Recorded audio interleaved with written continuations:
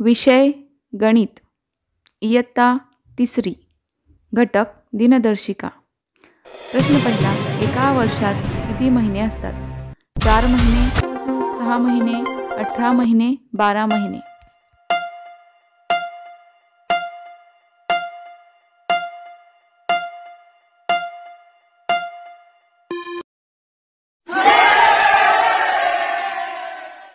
प्रश्न दुसरा, भारताचा स्वातंत्र्य दिन कोणत्या महिन्यात साजरा केला जातो?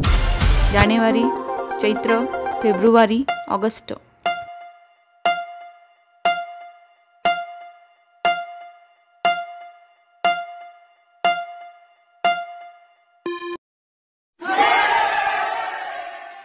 प्रश्न तिसरा, 2 दिवसाचे तास किती?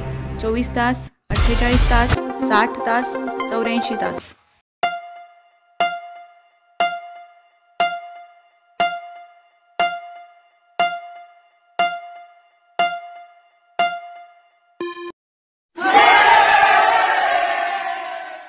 प्रश्न चौथा, गांधी जयंती कोणत्या महिन्यात येते? ऑक्टोबर, ऑगस्ट, जुलै, जून।